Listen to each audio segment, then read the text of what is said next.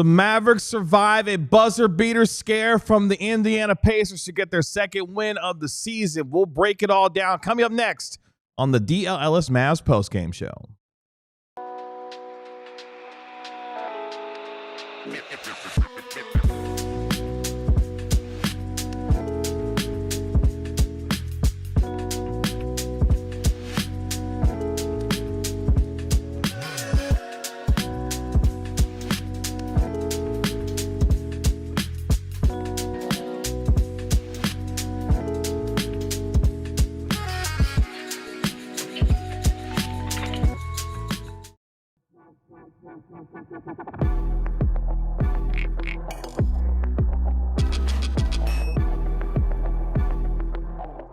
Hey, what's up, DLLS Mavs Nation? Welcome to the DLLS Mavs post-game show powered by Game Time and Michelob Ultra. Download the Game Time app, create an account, and use code DLLS for $20 off your first purchase.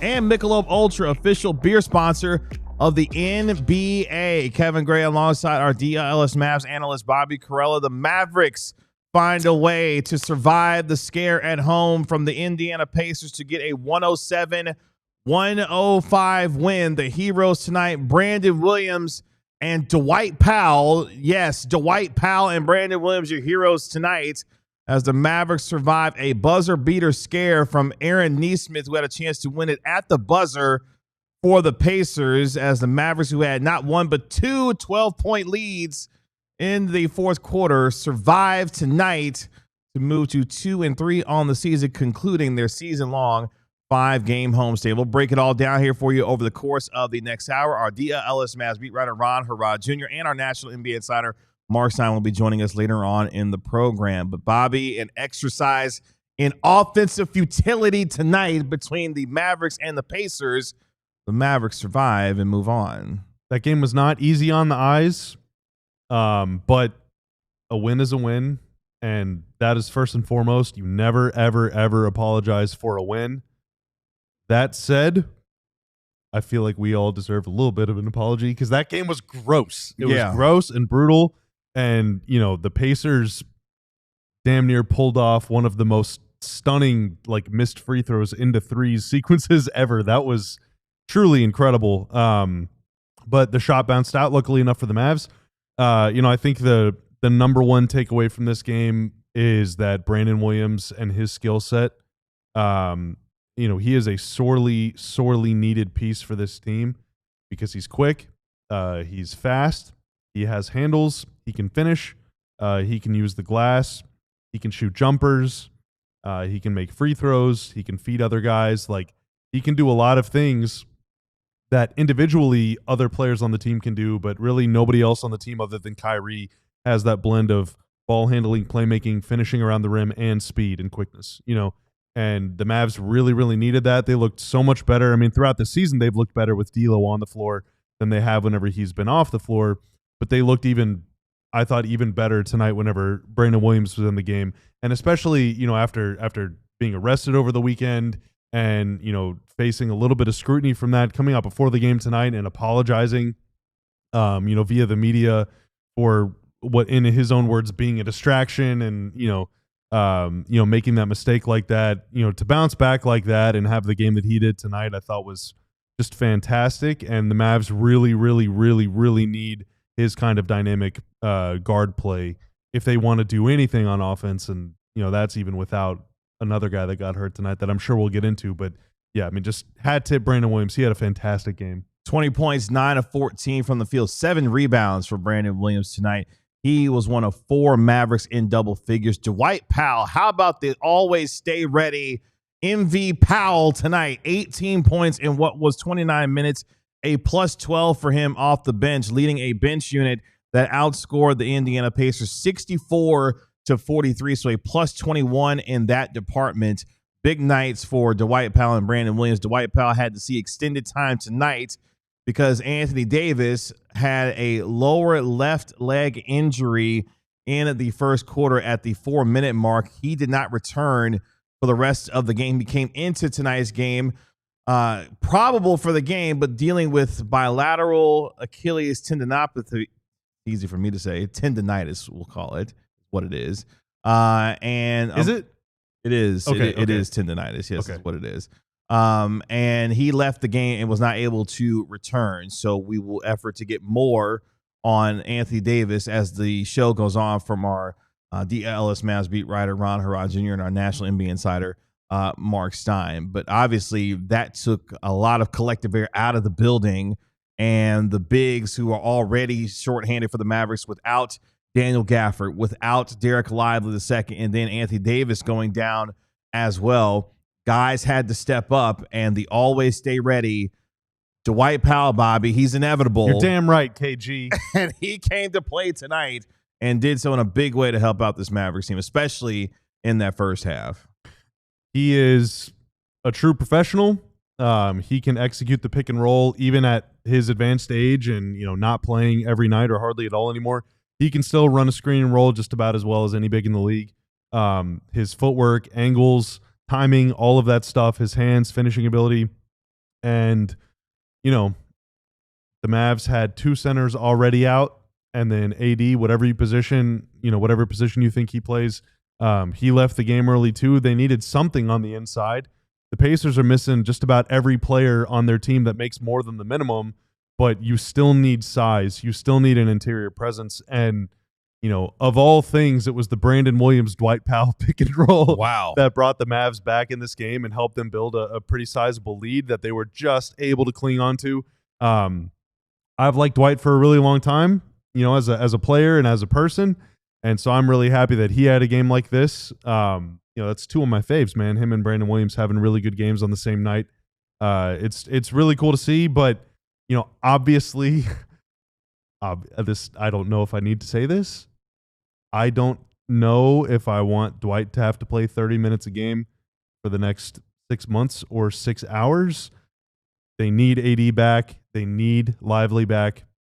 They need Gafford to make a season debut. But Dwight stepped up in a big way tonight. And look, the Mavericks get credit for getting a win, and a win is hard to come by in this league. I'm not saying anything that you don't already know. This is a team that was shorthanded in a number of areas, taking on a Pacers team that was even more shorthanded in a number of areas and still had to survive an Aaron Nesmith buzzer beater 3 to potentially win the game to get out of here with a dub. And they finished this homestand at 2-3. You look at some of the other numbers from this game. Cooper Flagg had himself a bounce back game, had what was 10 points for him in this game, 15 points in this game, going 6 of 11 from the field. He wound up playing 35 minutes in this game, with Flagg with the second career double-double with the 15 points, 10 rebounds, 4 assists, had a nice block, went a perfect 3 of 3 from the line. Of course, having that 2-point game on 1 of 9 shooting against the Oklahoma City Thunder, Cooper Flagg came out and had a nice game for him, and they really needed everything that he did provided as well. You look at other guys that were in double figures. Max Christie had 10 points in this game as the other guy that had double figures. So 4 guys for the Mavericks with double-digit points. Meanwhile, for the Indiana Pacers, Pascal Siakam had 27 points on just 9 of 23 from the field. He was awful. He made a few shots late in the fourth quarter to try to keep the Pacers in the game, but the Pacers only had 3 guys in double figures. Jarris Walker had 20, and Ray J. Dennis had 17 as well. He made 1 or 2 free throws, missed a second free throw on purpose with 3 seconds left. A Karam went out to Aaron Nesmith, who had a corner opportunity from 3 to win it, but it went by the wayside as the Mavericks were able to win 107 to 105 in this game. I want to push back on the Siakam criticism a little bit. You and I were arguing a little bit about it during the game. At times, it was like my man was point shaving. He was forcing it, but that's the thing. Like I think that as Mavs observers and Mavs fans and people that are watching Coop, for example, we've been really critical of J-Kid for Coop being kind of miscast as a point guard. Siakam is not miscast at this point. He has no option. He is by far their number one guy. Mm-hmm. Their number one option. He's really the only player on their team that I would guess at any point in their career has averaged more than double figures. And so I thought the Mavs did a really good job of just keeping bodies in the lane and, especially sagging off Jarris Walker. Aaron Nesmith really could not get it going tonight. The Mavs are still respecting him a little bit, but they were leaving Ray J. Dennis open. He made them pay a little bit, but there were always 2 or 3 guys in the lane as Siakam was driving and, trying to take someone off the bounce. And so that led to a lot of really awkward looking 8 and 10 foot shots that he was just firing off the backboard. I mean, he looked bad, but I thought the Mavs defense paid him the proper amount of respect. Yeah. You know, we saw the Raptors come in. This would have been at the start of the finals season. So in 2023, Siakam had like 35 or 40 points in that game, just taking Grant Williams one-on-one in the post devastatingly the entire efficient. second half. Yes. And the Mavs just refused to double, which is fine, whatever, it's post up, but like he made him pay. But tonight the Mavs loaded up the lane and said, Jarris Walker, if you want to beat us with 25 footers, be my guest. Yeah, go ahead. And that dude was happy to clang him. So you know, I think it was it was a good defensive game plan by the Mavs, all things considered. But yeah, Siakam definitely was pressing. Just to give you an idea on some of the ugly numbers from tonight's game, check this out. Both teams went a combined from three tonight, 18 of 69 from the three-point line in this game. Pacers shot 29% from three, 35% overall from the field. Mavericks shot 45% from the field, nearly 20, barely close to 21% from the three-point line themselves. In fact, the Mavericks only made 5 threes on the 24 attempts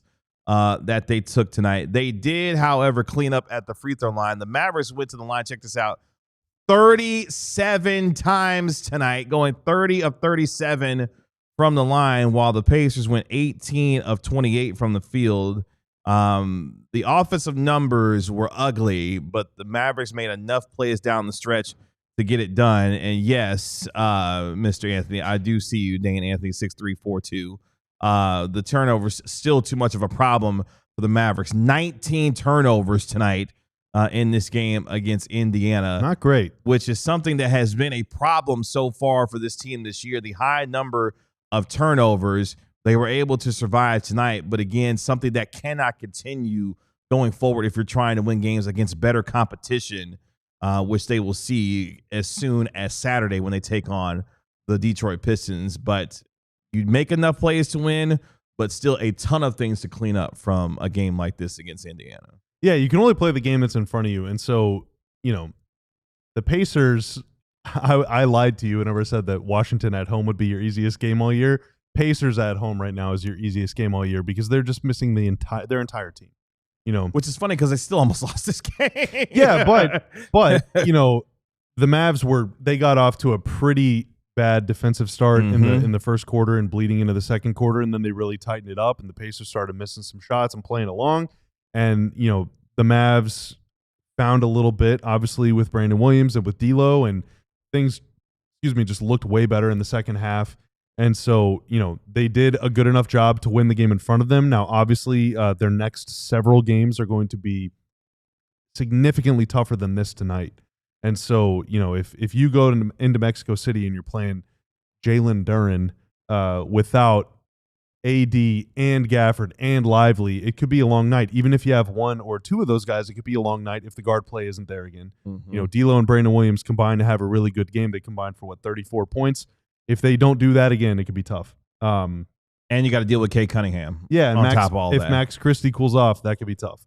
If Coop has a rookie game and not a 15-10-4 game, that could be tough. Like, you know, they won this game on the edge, by the edge of a knife, by the hair on their chinny chin chin, right? And they're about to play many, many times of a tougher opponent, but they played well enough to win now, and that's really all that matters because we have said ourselves they need a win in the worst way. You just got to get a win. You just have to get a win, and they got one, and now let's see if they can make it another one. Mavericks were able to win the middle two quarters, outscoring the Pacers what was 56-44 in the second and third quarters to get themselves in position to be able to survive down the stretch where the Pacers made it a game and had a chance to win at the end. But as you saw in our title card, they survived, did the Mavericks. Now the question will be going forward here, what does the prognosis look like for Anthony Davis moving forward for this team that's already short on bigs with Daniel Gafford and Derek Lively missing tonight's game. Lively missing his second straight game with the knee injury.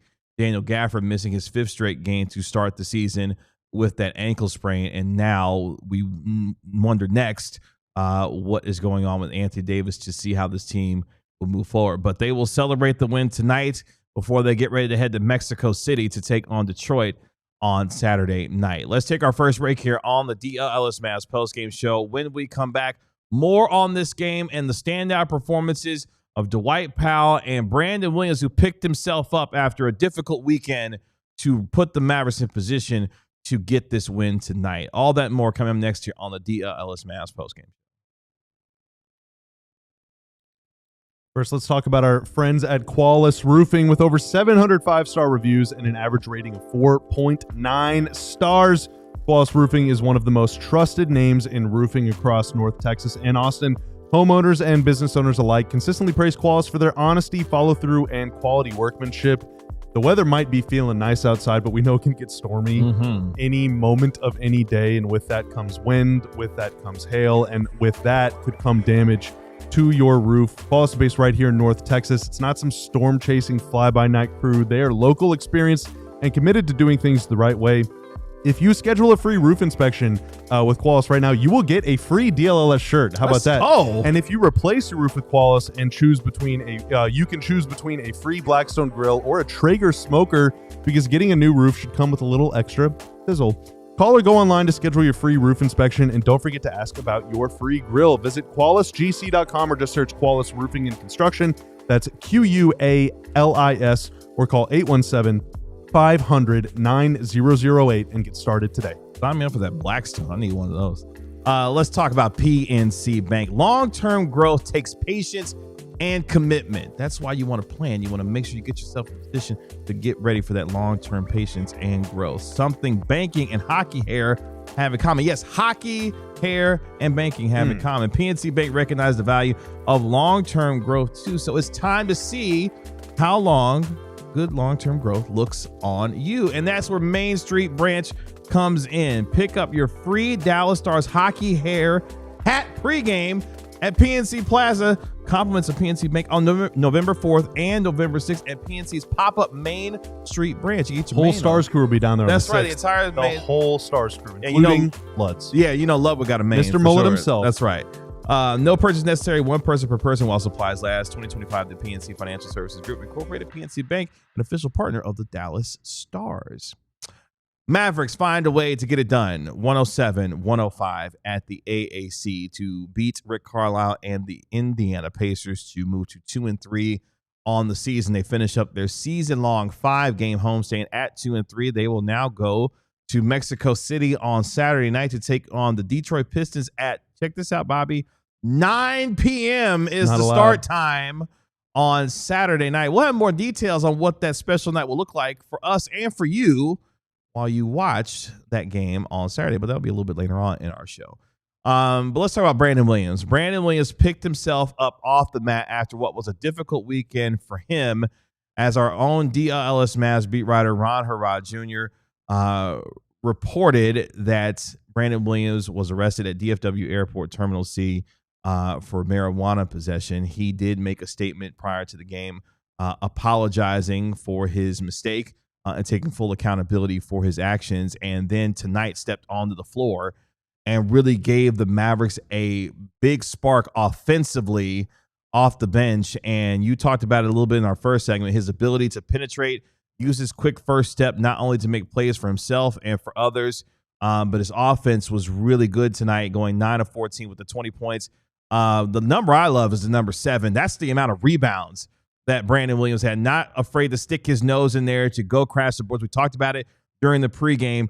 Everybody had to collectively go in and rebound the basketball. Brandon Williams was a personification of that tonight with the 7 boards that he had, and more importantly was the necessary spark the Mavericks needed with the guard play that he provided tonight. Shot creation is the single most important thing in basketball, and that's why it's just completely mystifying that the Mavs did not prioritize adding more of that this offseason. But Brandon Williams can create shots at a really high level, and he's playing on the minimum right now, which is what made, unfortunately, obviously what happened this weekend, being arrested, so damaging potentially to his career, because I don't know. I mean, we don't know at this time if there is any sort of fine or suspension or whatever that comes as a result of that. Obviously, the NBA does not drug test for marijuana, but being arrested obviously is a thing that could be subject to the personal conduct policy. Could be, yeah. And I don't know what that means again for him or for the team. But clearly they need him, dude. I mean, they need D'Lo, they need Brandon Williams. Ideally, they need a lot more of those guys. And higher quality versions of those guys. But if Brandon Williams is going to play like this every night, then he's a pretty damn good player. And we saw last year Brandon Williams and the opportunities that he had really be able to make some plays. We saw it in the play-in game against the Sacramento Kings last year. It was a real catalyst for the Mavericks to be able to win that game before ultimately losing to the Memphis Grizzlies to try to get into the postseason last year.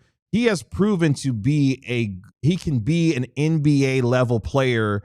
And tonight, when they needed him to make plays, he stepped up. He was part of what was a big run in the third quarter, scoring on assisting of 8 of the 12 points, where they went on a 12-0 run to be able to close the gap in that third quarter there, and really provided a number of things that the Mavericks have been desperately lacking so far for an offense that has struggled to score points and be efficient with the opportunities that they've had on the offensive end.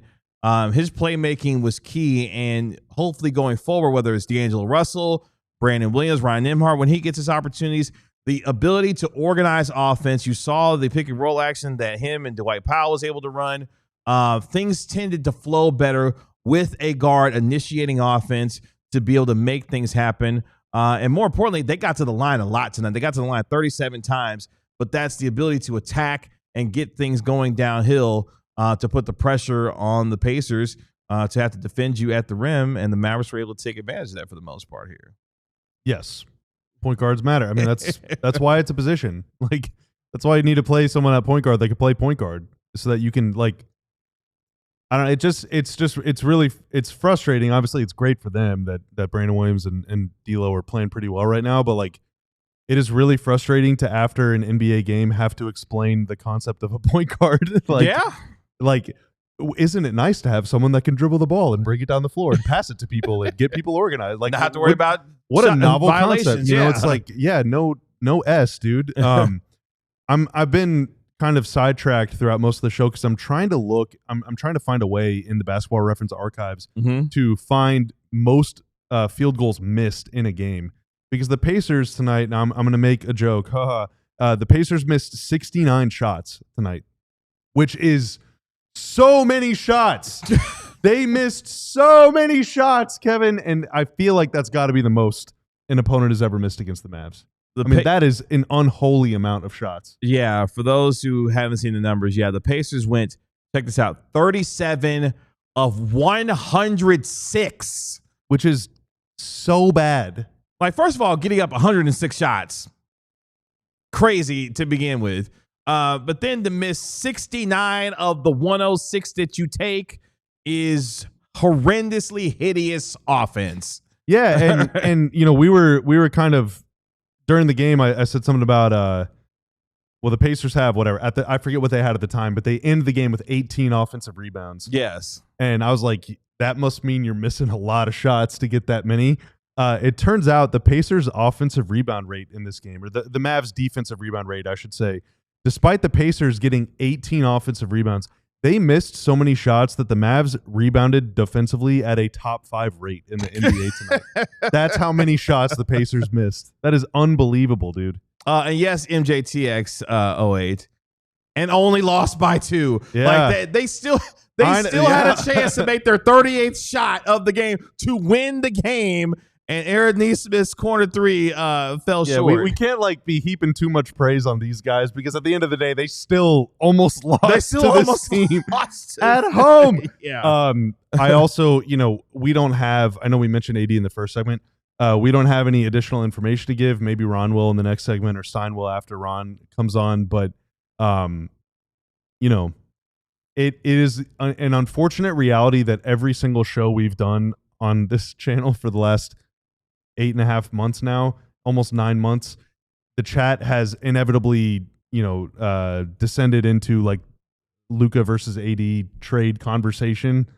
And that's just, it's never going to stop. That's never going to change. There's never anything that we can do about it. But every single time that AD gets hurt, every time he leaves a game, every time he's listed as questionable or doubtful or out on an injury report, and it's not fair to him. It is very unfair to him, actually. But Mavs fans are going to relive that trade over and over again every single time, and they're going to get mad over again and again every single time.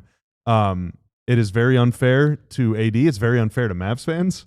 Why that trade never should have been made in the first place. But, the unfortunate reality is AD misses a lot of games. He's, 32, 33 now? Yep. And has 2 sore Achilles, and it's October. And just started a 3-year, $175 million extension this season.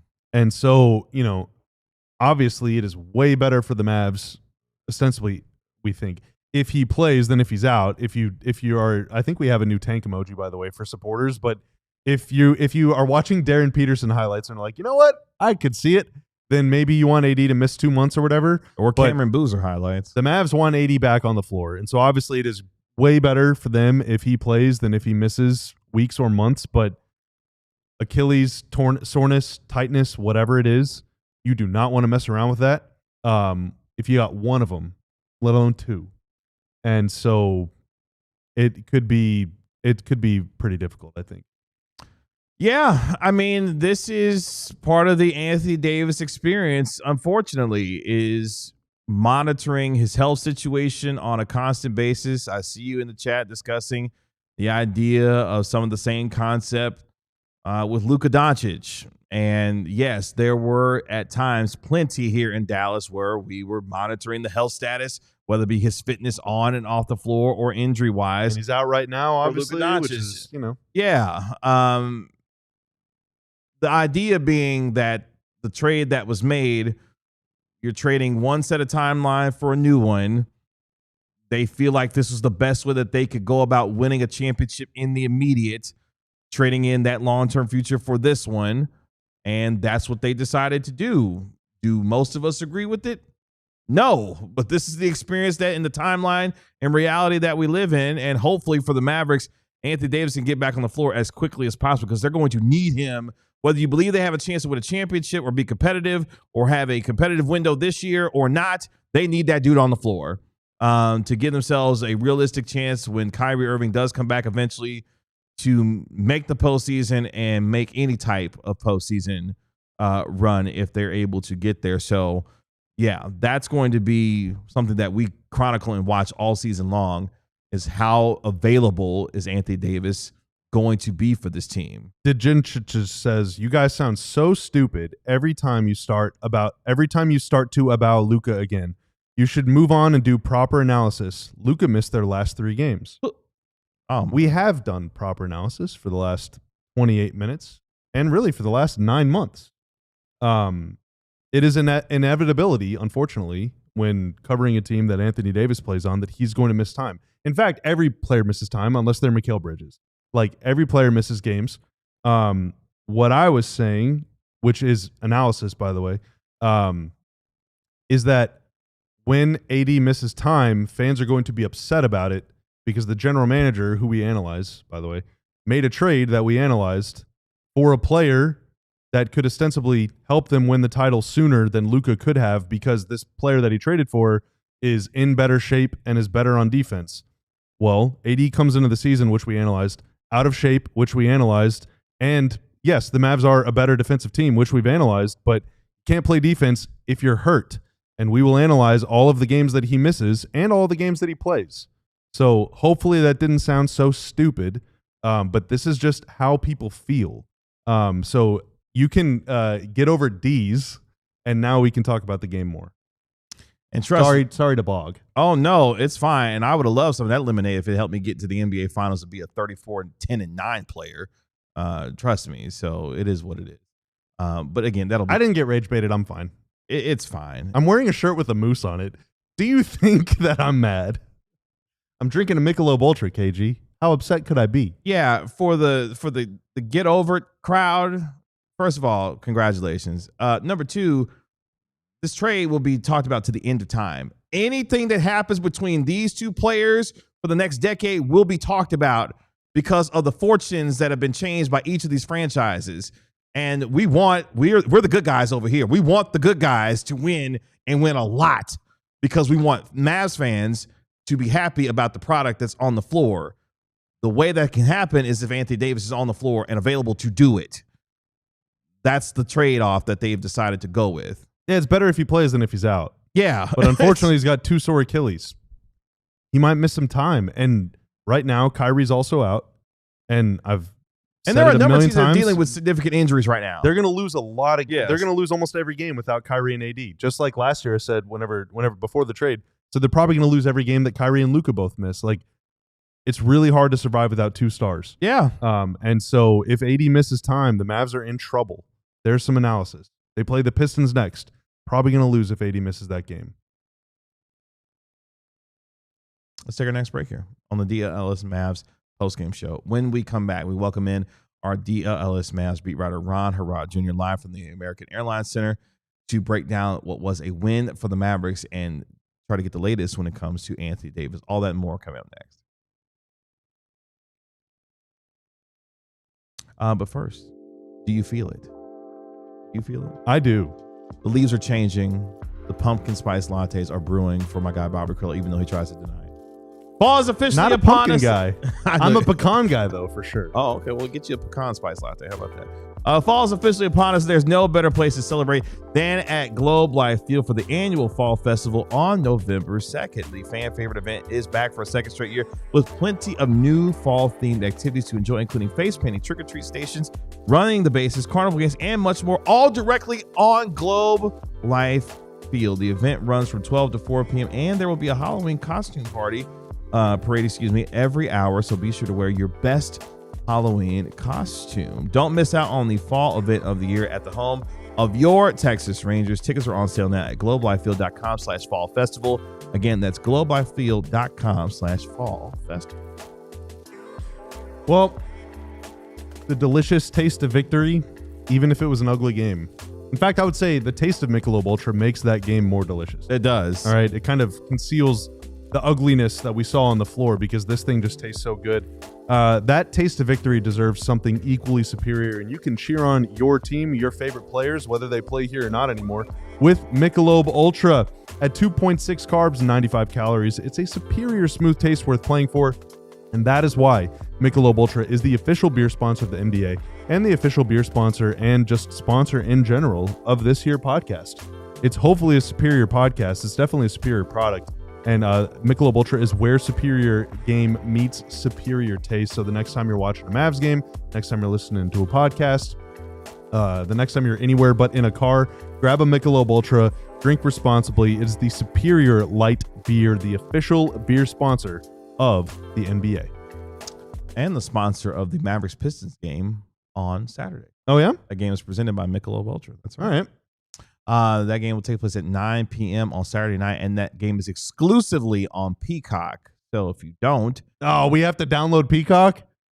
I don't. I already have it. So you will. Tanner will. I don't know if we have it at the studio. Yeah, do we have Peacock here? So I'm going to use figure it my out. account to cascade the game onto the might. television? Probably. Okay. Well, it's got to be an app, right? Is Peacock an app? It's an app, Yeah, we can just download on the TV. Well, I'm a big WWE fan, and they used to have their WWE pay-per-views on there. And I'm a big soccer fan, of course, English Premier League. And you are too, obviously. English Premier League If soccer. you think I use You're not trying to watch a Crystal Palace on a... I use other ways. I don't want to talk about it. Okay. Well, let's talk to our DLLS Mavs beat writer, Harrod Jr., live from the American Airlines Center, where, yes, the Mavericks, Ron, did get a win, 107-105. But the question is, what's going on with one Anthony Davis? So Anthony Davis did enter the game with a injury to his Achilles. Again, he was probable, so I think a lot of Mavs fans thought, okay, it's on the injury report, but it must not be that serious. He was never actually questionable going into the game. Then he's active. He plays in the game. He has a strong start, and he seems to injure his lower left leg. And that's what Coach Jason Kidd said. He had lower left leg soreness. He did say that he tried to return, but they did not let him. And he said, we'll see how he feels going forward. So he's not ruled out for Mexico, but right now he has soreness and he entered the game already with an injury. I'd be pretty surprised if he played in the Mexico game. I would imagine. Well, look. Will they have a guy taller than 6'8" play in that game? No. Dwight Powell. Let's go. Oh, there you go. Dwight Powell. Good point. I mean, Dwight Powell got MVP chance. They asked him, is this the first time? He said yes. Long deserved. I if I'm the Mavericks, I'm taking the very cautious approach with Anthony Davis and his return to the floor. I mean, you're 5 games into the season. You still got, here's that number again, 77 of them left.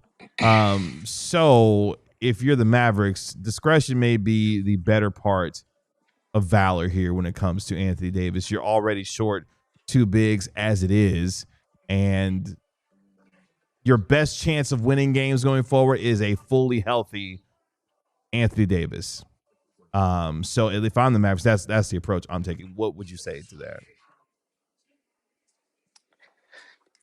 I mean, Anthony Davis is the team's best player. If he essentially, I want to say, it seemed to me that he re-aggravated an injury that was already present. I'm not the doctor. I don't have the medical report. I don't have this exact detail.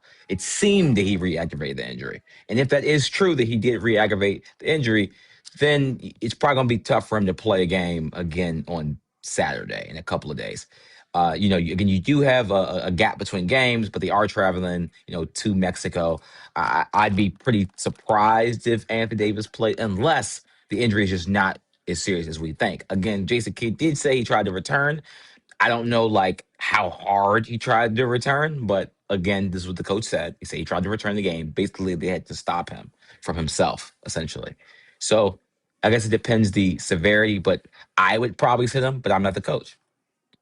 Game on the other side of that one is the one where you really want bigs, man. Got Houston. Yeah. That's about as big Definitely. as the team gets. Yeah. That team is big. Yeah. What about Najee? It's like at the very end of the game, he walked off the court kind of doing this. They speculated on the broadcast it could have just been like a stinger, basically what Coop got, what he suffered in OKC. But did J-Kid say anything about him? There was no update on Najee Marshall or PJ Washington. PJ Washington's wearing some hot hand looking gloves or something like that. Like some warming mitts or something? Some warmers on the sideline. I'm be honest, everybody, I forgot to ask. I'm be honest. You can kill me. Was in the it cold in the gym? I mean, it's freezing in here. It usually is, in my opinion. I'm a person who gets cold easily, so I don't think I'm the best person. But Klay Thompson must have felt it. I mean, he was 2 for 10, so somebody was cold. Damn. That was good. That was good. Somebody was cold.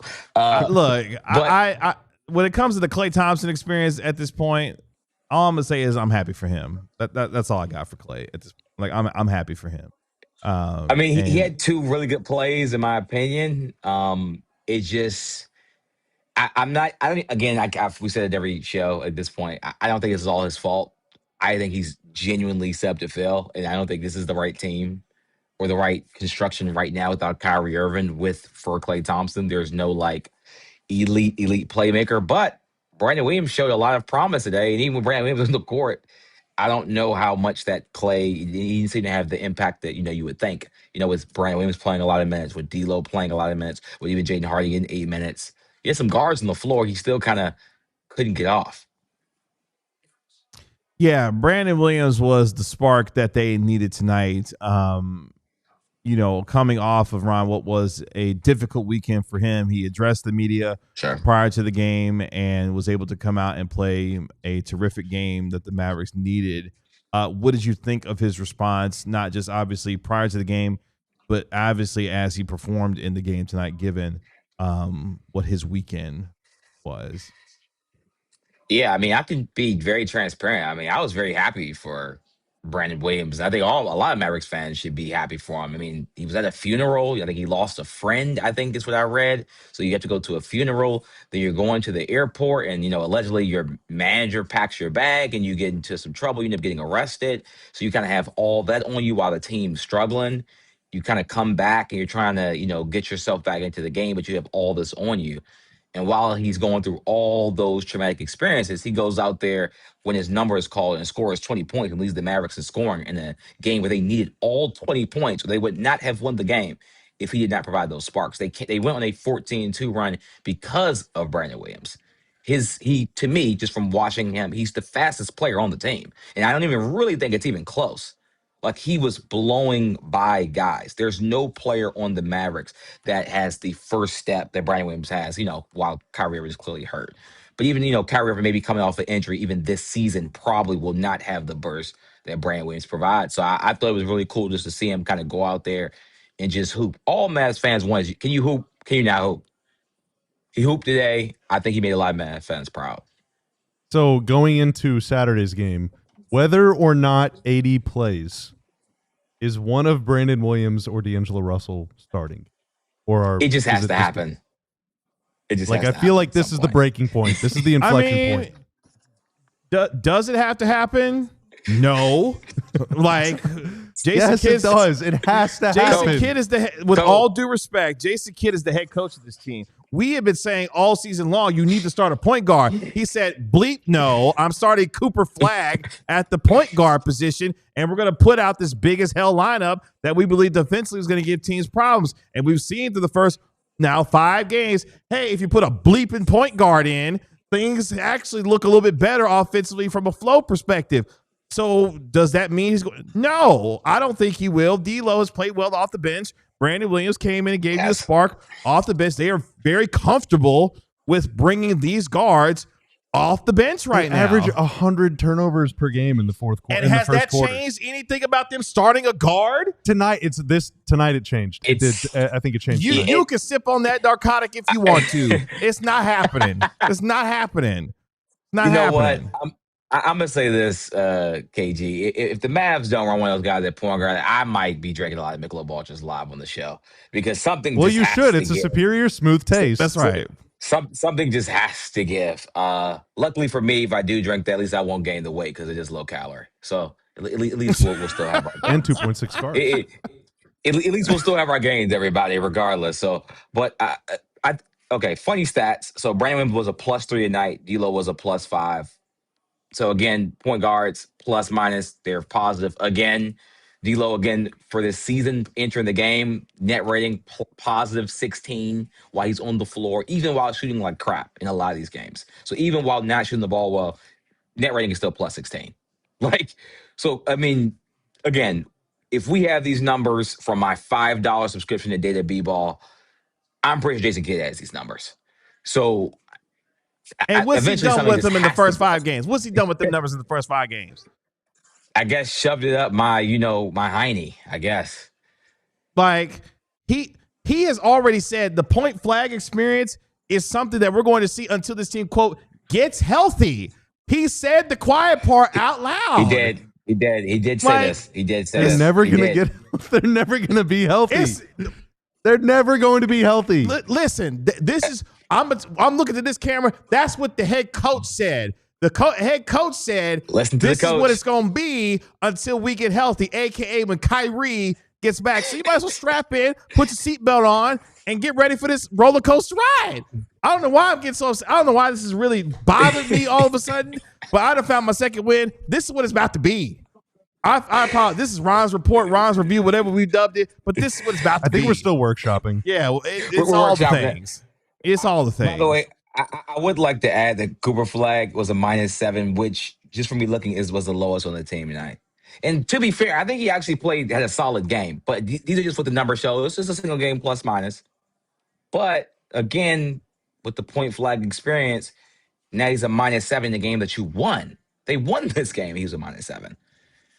You know what you just did? He did have a second double-double. You just emboldened Jason Kidd to continue to start him there. We winning games when he a minus in the game, damn it. He gonna stay there. He gonna stay there. That's a good point. You know what? That's actually a good point. That's a good point, figuratively, Coach Kidd. I think Cooper actually had a solid game. I think he had, again, he's shown flashes in every single game. It's just a consistent full game. Was that today? It was not. I think he's doing the little stuff. His teammates still seem to be very confident in him. And I love when I see him rebound. Like, to me, if you're a player, maybe you're not confident in your jump shot, do the other little things that make the team better. He's rebounding. He's playing defense. That's kind of all you can ask for when your shot's not going. Ron, thank you so much for allowing me to infringe part of your segment. Thank you so much. You did a terrific job. You've done a terrific job all season for us so far. Really appreciate your contributions to what we've got going on here. Continue the fantastic work here at DLLS Sports. He knows sports. He is Ron Harrod Jr. Ron, thank you so much, man. We'll talk to you tomorrow. See y'all tomorrow. Bye, Ron. Hey, real quick for me before we go to break. Hey, put that comment up real quick from 214 sided. KG's feeling feisty tonight. You really not being fair to 80 with that take. Why aren't you over the Luka trade? Let me tell you something real quick. This is third. Go say what you want. No, I wouldn't be surprised if they're being sarcastic. He's being sarcastic. Yeah, okay, because you was going to get a whole No, 15 seconds worth of 214. We know where 214 stands. 214 is around a lot, and I think. Oh, it's okay. Yeah, Well, thank you, Tanner, for helping me out there. Do you want to say if you're keeping track at home? I don't think anyone is except for me because I have severe problems. Tonight's shot quality. Quantified shot quality, which again is an estimation of what the average NBA player would shoot on Love shots. 214 sided. Thank you.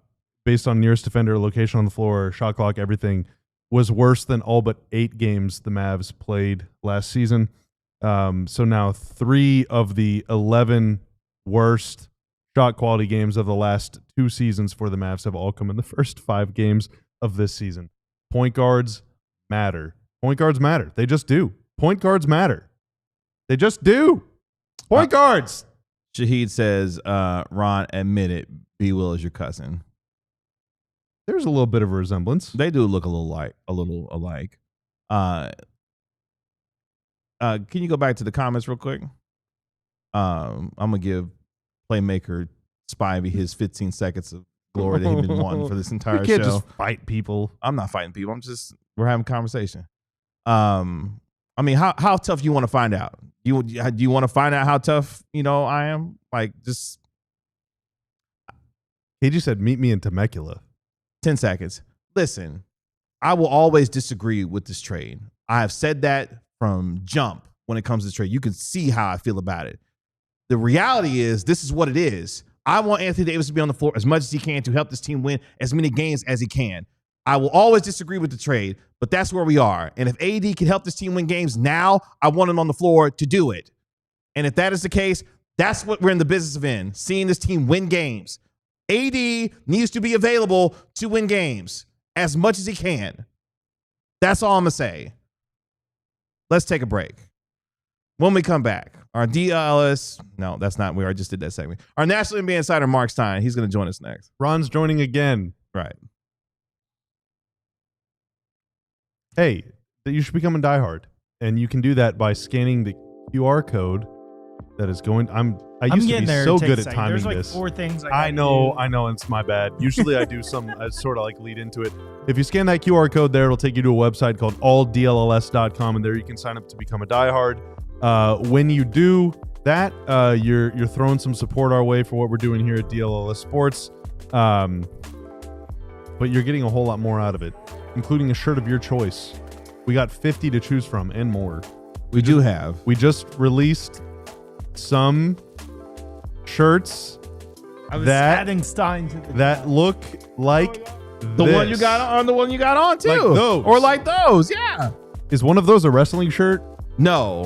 The Bullet Club, the 88 Club one, that the Cowboys one. Okay. Yeah, that's an ode to the Bullet Club. Shout Okay, out so to this is our face-off collection. That's a couple right. Dallas Stars theme on now the Stars started red hot and then got ice cold and are now red hot again. So they've never been more back. They've never been more back than they for are sure. right now. Those guys are really skating good and scoring. The Mavs actually sued the Stars recently, so we don't like the Stars anymore, right? Well, we still like that's the a little Stars. late. Oh, we do? Yeah, you can't say because I literally shook Owen's hand earlier. So Why'd you do that? Because I like Owen. They're our ops. No, they're not our ops. Clearly, We don't like them. Well, if you want to read I about love the them. if I you love want to you, read about the Owen. lawsuit, actually, Sean Shapiro, one of the writers that covers the Stars, wrote an article today on our website, kind of breaking down the Stars' side of the lawsuit and their whole stadium debacle, everything that's going on right now. The only way you can read it is by becoming a diehard. So again, alldlls.com. Sign up to become a diehard. You get to read the site. You get a shirt. You get to join the Discord. You get a free diehard card. You get a 20% discount on any other merch, 20% discount on any events, and a whole lot more.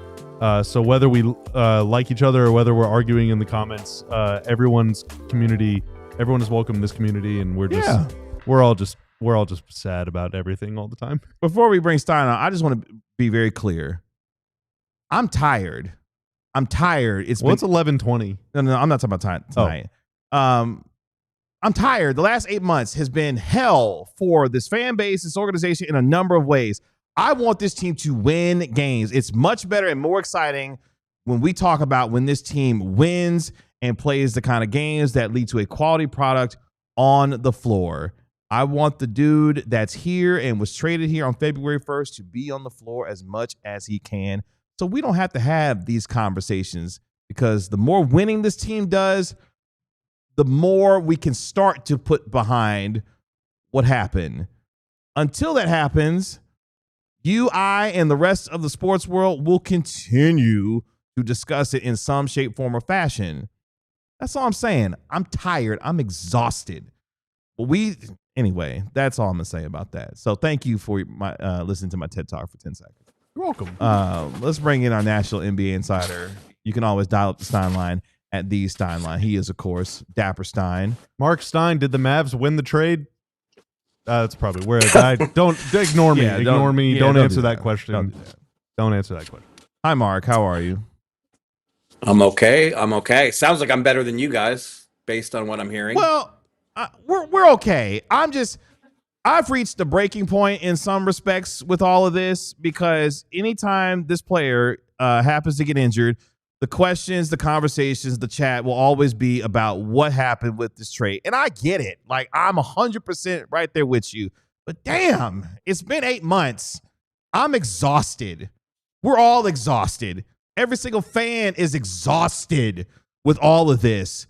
We just want to see winning games and the dudes that are available to play be on the floor to win. I don't give a damn what's happening with Los Angeles. If Luka's hurt, this or that, Anthony Edwards hurt, other dudes are hurt. I don't want this dude to be hurt. The whole Pacers roster. The whole Pacers is out here acting like a JV squad with what they brought in here tonight. I don't give a damn. I want this team to win because I cover this team. That's the team I want to win. That's the team I want to see play every night. That's it. That's it.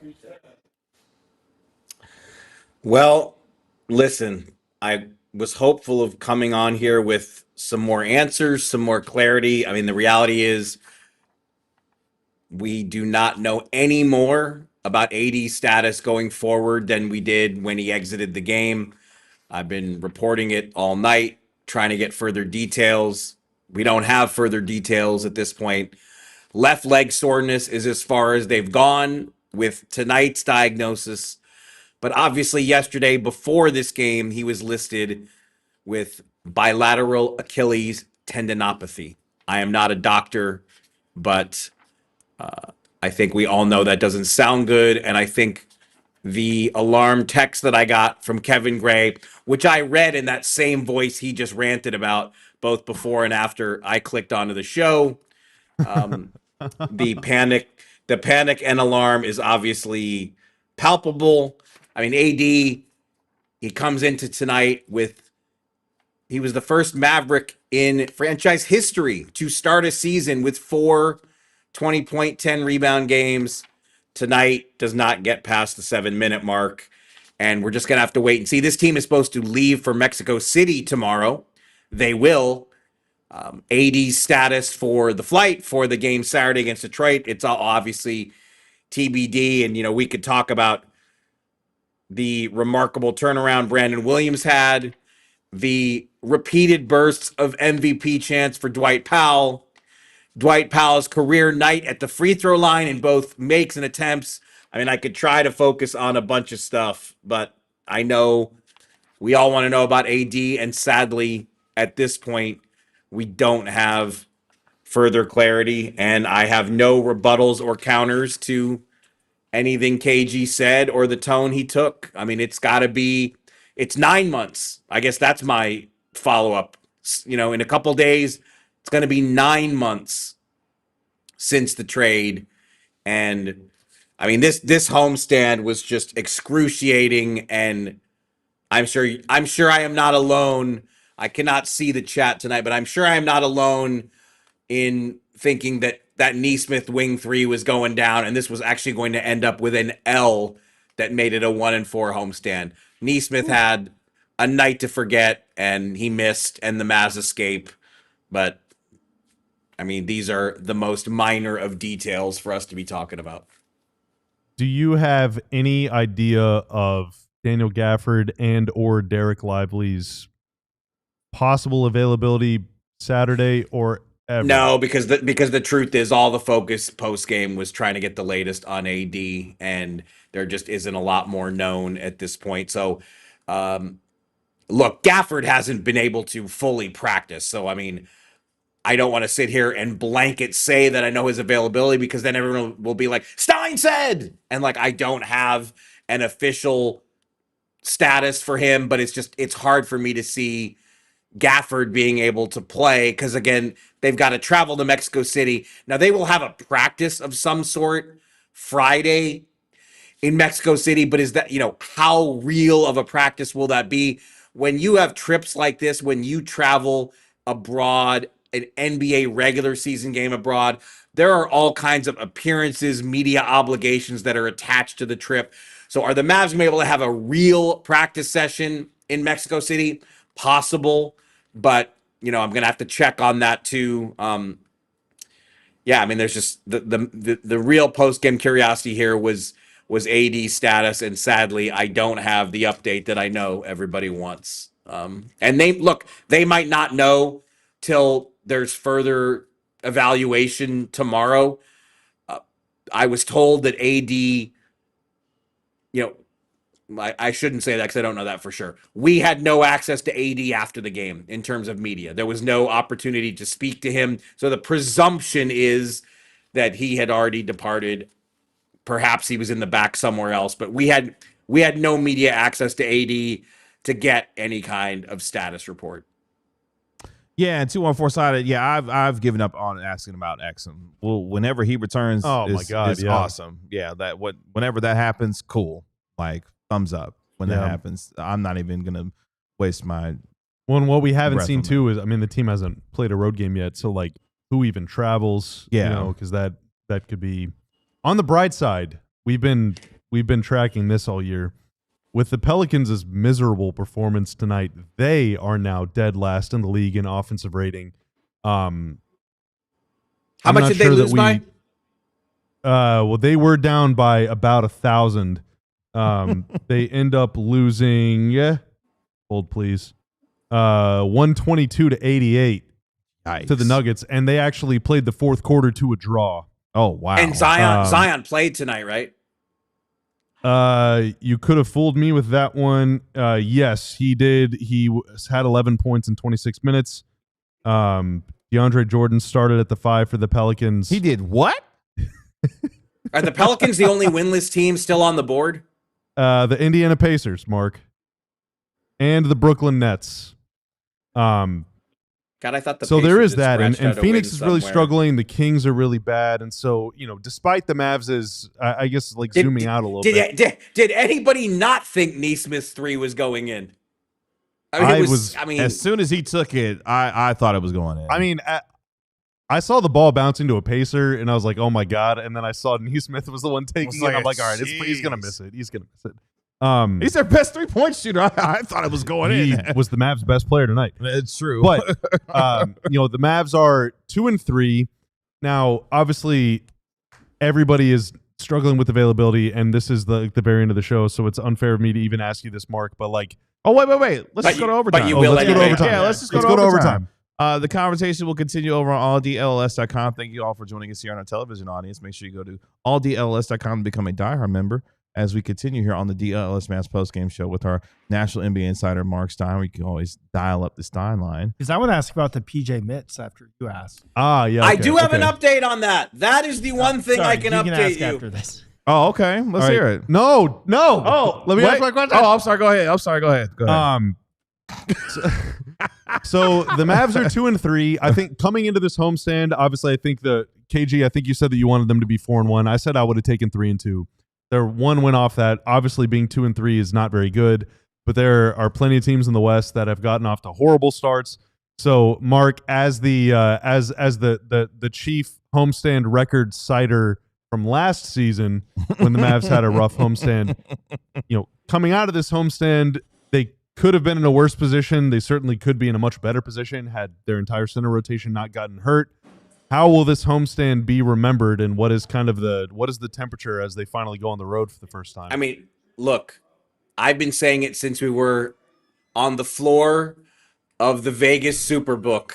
I hated this for the Mavs to have to start the season with a 5-game homestand, which, if not the longest in team history, it's the longest since the 80s. I mean, I think it is the longest in team history to start a season. It just put immediate pressure on these guys. But honestly, after the Washington game at 0-2, 2-3 sounded decent because it was so incomprehensible to me that they could lose the new Utah game, which was that home loss to the Washington Wizards by 10 after getting absolutely throttled by 30 plus against San Antonio 2 nights earlier. So look, they'll take 2-3, especially the way it happened, to lose AD in less than 7 minutes, to rely on B. Will and Dwight Powell. No scriptwriter would have even dared to think of such a thing. I mean, there were sequences in the third quarter where we've talked about point guard play. There in the third quarter, B. Will, Russell, and I'm leaving someone else out. They had multiple guards out there. Who am I leaving out? I mean, there was one lineup. I think it was D-Will or D-Lo. It was D-Lo, Jaden Hardy, Dwight, PJ, Max Christie. I think it was D-Lo. Like if a year and a half ago, I told you that's the Mavs lineup. Like, D-Lo, Hardy, and B. Will were out ago. there late. I mean, so like this was again a win at all cost game against an Indiana team that could not have been more shorthanded. The Pacers were missing half their team. You had to win this game. But look, it has been an exhaustingly long homestand, and we can't even give you a status report on who's actually going to be able to play in Oklahoma City. There are so many question marks. AD, Lively, like I said, Gafford hasn't really practiced, so I don't know that is anyone legitimately expecting him to just jump in there and play. But yeah, he got to go through full contact practices before he even gets on the floor. They won this game somehow. They manufactured a 2-3 record after 0-2 that felt like 0-2 felt like 0-20. I mean, there was so many scenes tonight after. You had Andrew and Ryan Nebhard exchanging jerseys. Their whole family was here. You had Dwight Powell coming out of the interview room, and again, who had Dwight Powell going to the Dwight Powell podium game tonight? Dwight Powell coming out of the interview room, running into Rick Carlisle. They had a nice little reunion post game. But yeah, I mean, again, I could list 25 things, and it's still, at this point, with no Kyrie Irving, it all comes down to what is AD's status, and hopefully we'll get a clear picture of that tomorrow, because that is really what matters at this point. The Pelicans and Pacers being two of the last winless teams in the league is poetic justice because, of course, the Pelicans traded the Pacers' unprotected pick back to them during the finals, and then turned around and traded their own pick, unprotected, to the Hawks. So instead of having 2 of the top 5 picks in the draft, they have 0 of them. That's unreal. So despite the considerable amount of grief we have given the Mavs front office, they are not even close to the most down bad front office in the league right now. You guys want some PJ? You want some PJ Washington news? Yeah, what's up with the oven mitts? Yeah, so that was so basically and this video courtesy of our own Abby Jones. So You guys know that I can't take pictures. I certainly can't take video. But I every time PJ was on the bench, he's just clapping these. Yeah, they look like oven mitts, ski mitts. I mean, they're just these massive mitts. Like hockey and it was gloves. just it was amazing. Yeah, they really, maybe they're Craig Ludwig's gloves. They were just amazing.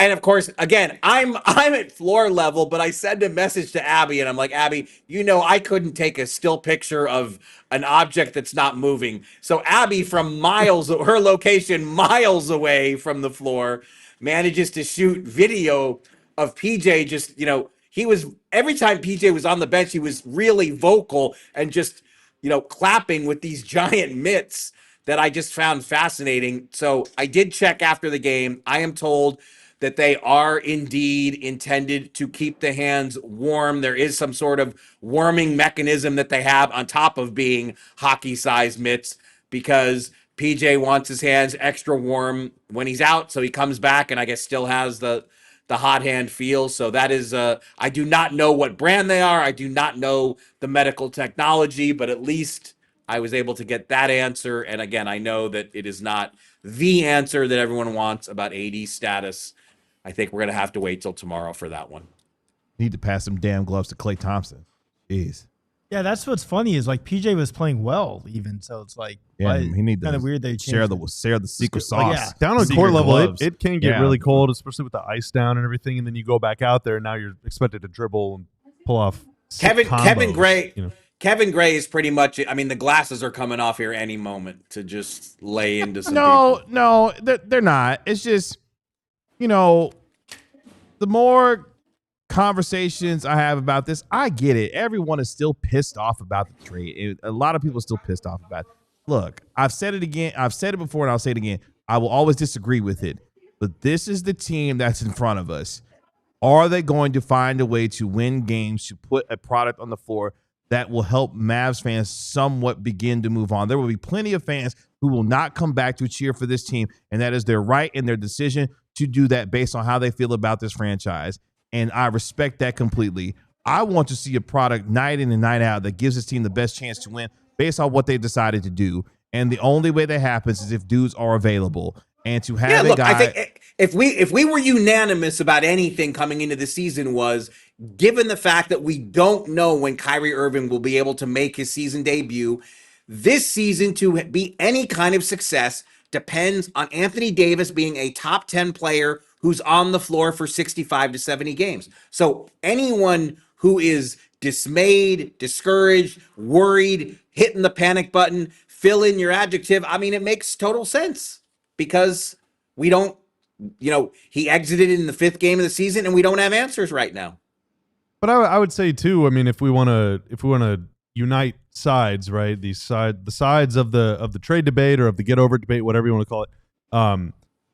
The people that don't care about the trade anymore and that just want this team to win now should also be very concerned. I think that, if the Mavs are going to win, they have said it's going to be through their size, not their skill necessarily, but all of their bigs are hurt right now. And that is very troubling. Like, that's really, really concerning. The Mavs played, most of tonight's game with Dwight Powell as their only center, and they beat easily the worst roster that will play an NBA game this season. They beat them by 2. That team had a chance to win at the buzzer. Yeah, and that's like the Mavericks really tough to win. The Mavericks had a 5-6 point lead all the way down the stretch, and then just still a couple terrible possessions and mistakes, and next thing you know, the ball is bouncing right to Nesmith with a chance to win. I mean, and so it's very spooky, man. Like they got to get healthy. They got to be healthy. And last season, before, after the trade, doesn't matter. There was 2 or 3 games where they had all players active. Yeah. And I don't know when they're going to have everyone active. And that's even, let's leave Kyrie out of it. Will they have a game where 14 of their 15 players, excluding Kyrie, are healthy? I don't know. I mean, it's not looking like it's going to be anytime soon. Yeah. And that's really, really, that's very scary, man. There's a lot of good teams. I probably shouldn't ask this, but is chat just smoldering tonight? I would say smoldering. No, they're not smoldering. We've had some. I mean me and some folks have had some discussion. I look. One thing that I'm not going to do whenever we have these conversations, I'm not running from smoke. You want to provide some. I'm here with the fire extinguisher. That's fine. However you feel about me and how I feel about this trade, think that. But what we're going to do is going to talk about what's happening on the floor with this team and give you our honest and best analysis on what we feel like is going to happen with this team based on what they've got on this squad. And if you get down with that, we appreciate you. If you don't get down with that, we appreciate you too. So it is what it is. No, I mean, we are going to talk about the product on the floor. And we have done that a lot tonight. A lot. I mean, I think the great shame, and this is I am as the person that brought up the trade on today's episode for the first time, the reason that I framed it the way I did is because I think the great shame of that trade is that every time AD gets hurt, which unfortunately is for him relative to other players a lot, but especially as at his advanced age, it's probably going to happen more often. Him missing a game is going to be a whole lot louder than any other player missing a game because there are so many people that are upset that he's even here to begin with. Yeah. That's not his fault. That's not his So fault. that's why I brought it up in context of the trade because, okay, Luka misses a week and everyone's like, oh, that sucks. Can't wait to watch him play again. AD misses a week. It's like, oh, they should fire Nico, sell the team. They're moving to Vegas. I hate Miriam Adelson. I hate Nico. I hate AD. I hate all this stuff. Like, everything sucks. It's a constant relitigation. And then it's like, okay, well, you need to get over it. Stop being such a baby. Yeah. Stop being such a whiny. Talk about Guys, the team. And it's like, well, we guys, can't, you know? I have to jump on something. So I'm gonna Mark let said, I'm gonna man, let y'all you. are I'm boring. gonna no. I'm gonna let you sourcing guys. call. I gotta tackle this. I'm gonna let you guys finish overtime. You want to come back on the We show will be- afterward? We will be all together at noon tomorrow, and we will, wanna hang we will out? delve into this for an hour. Bye, Mark. Bye, Mark. Thank you. All right, you want to get a super? Yeah, let's get to the super Man, chat. Mark just said y'all are dumb. I gotta. Yeah, leave. I gotta go. Sourcing call. Wow. Sheldon Fennell with the. Hopefully he comes back on. Do you think it's about AD? Probably not. Sheldon Fennell with the $9.99 super chat. Sorry, I didn't mean to buzzkill, but No, it's fine. The AD experience is not It's fine. fun. Ready to trade him for picks. He's more injured than Kristaps Porzingis as a Mav. I'm just watching at this point to see Coop, Christie, and Lively development. That's fair. That's an opinion and a take. Damn it, that's just how people feel. Thank you for the Yeah, super. Thank you for the super chat. I really appreciate that. Thank you. The unfortunate thing, obviously, about Derek Lively, I guess we're in overtime, right? I'm not going to. I almost cussed though. I want to see him play a lot. Like, I want to see Same. him play really, really bad, and he keeps getting hurt, and that is a huge bummer because, you know, if you whether you want the Mavs to win today or in 5 years, Lively, in my opinion, is going to be a huge part in either of those things or both of those things, and for him to be out right now is a huge bummer. Last year dealing with the foot, now he's dealing with what, a knee? Knee sprain. It wasn't knee contusion. Now it's a knee sprain. That is according not to the great. team. Yeah. That is not great. You know, Bob, we could go on and on about hating Nico and Nato since I could. Nico's going to be on his job longer than you. I hope not. Congratulations to Spivey with the 2 counts. I want to keep my job, but I back also to back. don't want to root for anyone to lose their job. I hope that I hope everyone in chat keeps their job. But I appreciate that. I hope everyone gets the job that they want. How about that? For sure. And we have to be very good at ours. And We try. It's just tough, man. It just like I think. Okay, so I watched Blake Griffin went on the Adam Friedland show. So that's probably a lot of people's first impressions of Adam Friedland. He's mostly political. He's a comedian, but mostly at this point does a lot of political commentator stuff and is, whatever. I don't want to get into. I don't want to get into it. Yes, sir. But he had on a politician with whom he had a lot of disagreements about some pretty important issues in the world right now. And, it was just a really good interview, and it was a compelling conversation, and it was an interesting listen, and it was an hour and a half of them going back and forth at each other for a really long time. And at the end of it, like Adam, the host of the show that brought on this guest that was grilling this guest, just was like, man, I hated this conversation. Like, it sucks. Like, I wanted to have fun. I wanted to have a good time. I wanted to, whatever. Like, it sucks that this cloud is hanging over the team. Now, ignoring it is not going to make it go away, because a lot of people still feel this way about the trade. A lot of people still feel really, really mad.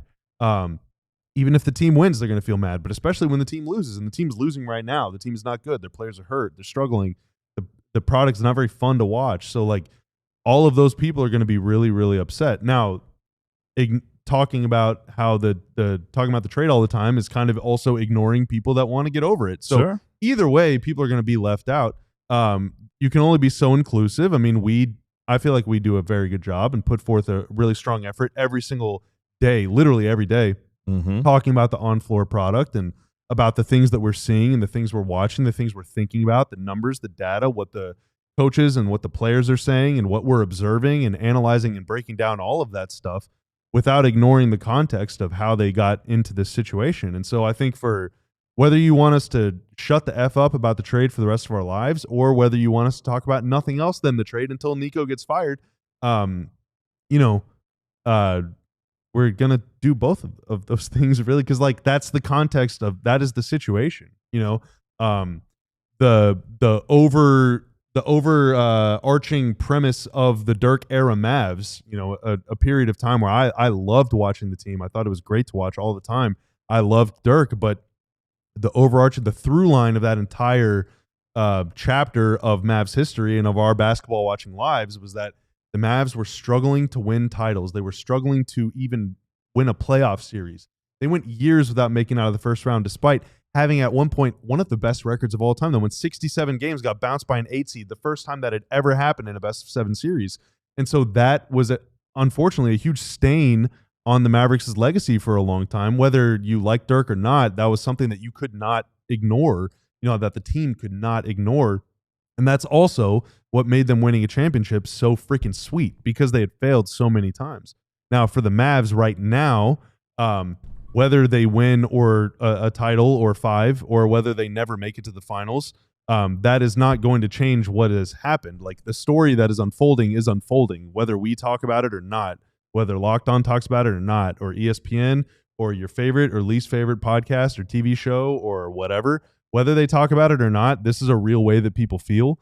No matter you agree with them or disagree with them, like, this is the reality that we live in. So ignoring that is doing a disservice to yourself. Us ignoring that is doing a disservice to you, whether you like it or not, whether you like the trade or not, whether you hate the trade or not. We have to acknowledge the reality of the situation. And that is going to, obviously, however this story concludes, that's going to be a pretty significant chapter in the whole thing. That's going to be a very significant moment in NBA history for a really long time. Again, whether we ignore it or not. Sports history, for that matter. Getting mad at us for talking about it is like standing at the edge of a cliff with the tidal wave coming at you, and you're just shaking your fist at it, saying, like, stop. It's not going to stop. Similarly, if the Mavs, if the 07 Mavs happen again, they go on to win 67 games this year, we're going to be really fired up. We're going to be popping Mick Ultras every night. We're going to be having a great time, and we're going to be bringing you the best gosh dang basketball analysis that you will find about this team on the internet. And we're going to be doing it every single day, Monday through Friday, on 82 pregame and postgame shows, and every single game that they play in the playoffs. And we're going to be doing that forever. So I hope that you will be along with us on the ride. If you cannot stand to hear about the trade, then legitimately this is going to be a really tough experience for you for the next 15, 20 years. Like, that just is the reality.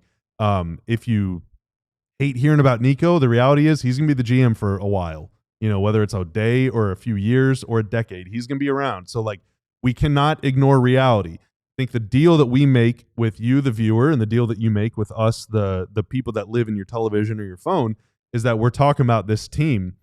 These are things that are happening around the team. We're going to talk about them. We're going to talk about the players that are here.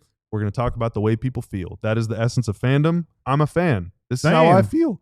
KG, you're a fan. This is how you feel. Tanner, you're a fan. Marc Stein is not a fan. Ron, I don't think is a fan. He's a Cowboys fan, which that is its own hell. That's its own. That's his own choice. All right? Only I gosh, cannot Ron relate to that is one. a Cowboys fan. I would never wish that on anybody, but I appreciate every Cowboys fan for tuning in DLS Cowboys. But, like, that's the thing, man. We're in this together. All right, so even if you freaking hate me, or even if I am annoyed by you, or you can't stand me or annoyed by me. Yeah, we're in this together, man. Yeah. We watch this team every night. We're freaks. We're sick. Our brains are melting, and but we spend every day together, and I think that's awesome. But I really, at the end of the day, I just want everyone to accept the reality of the situation, no matter how hard that is, no matter what side you're on.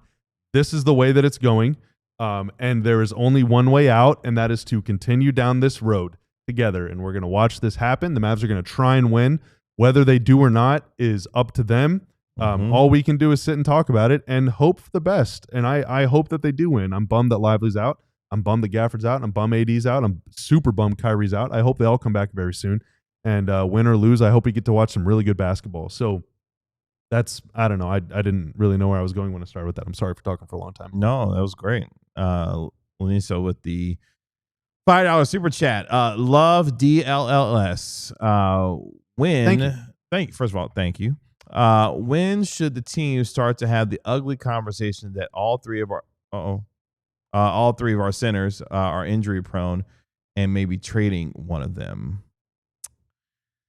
I honestly don't think that's going to happen anytime soon. They have doubled and tripled down, in my opinion. They have doubled and tripled down on the idea that this is the way they want to go. I mean, they signed Gafford to an extension. They signed him to an extension that allows him to be traded at any moment. Clearly, they signed him as somewhat of an insurance policy, given the situation that their centers are often injured.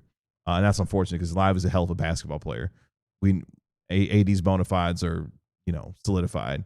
But unfortunately, this is the road they've decided to go down. Gafford's going to be a big part of this. And whenever he's on the floor, they're going to be better. But Kid has said this is the point Flagg experience is going to continue. D'Lo, who's played well in the minutes and opportunities that he's had. Brandon Williams tonight, big spark plug for this team. Again, look, the Mavericks won tonight. That's awesome. Every win that this team gets is a little bit closer to healing for this fan base moving forward to be able to get to the point where they believe that the product that's out there can be the one. I disagree only in that I don't think success will heal what happened. Yeah, I don't think it'll completely heal for everybody. Yeah, for some everyone. people Yeah, will. for some people it will, for sure. But the more that they win, the better hopefully folks will feel about the product. But I do think that trading AD or Lively right now is dealing from a position of weakness because they're both hurt. And that's also admitting that they were wrong about. Yeah, and that with AD in particular, Yeah. that's like a more of a kind of political sort of thematic thing.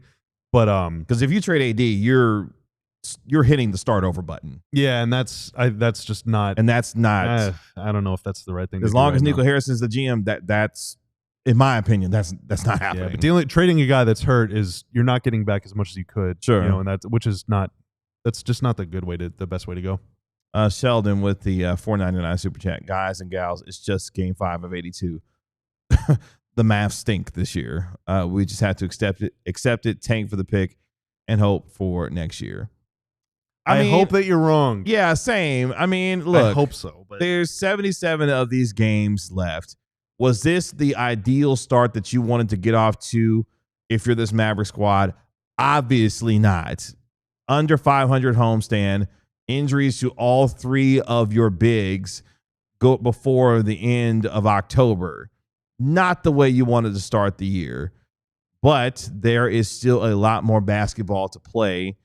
And hopefully when this team is all the way healthy, sans Kyrie until he comes back, we'll get a better evaluation of what this team actually is. Right now, you can celebrate the fact that a young man at 18 years old already has 2 double-doubles in his first 5 games of his NBA career and had a nice bounce-back game from the poor performance that he had against the Oklahoma City Thunder. So shout out to Cooper Flagg for being locked in and playing better tonight and hopefully continues his growth going forward. So there's a lot that you could take away from a game like this.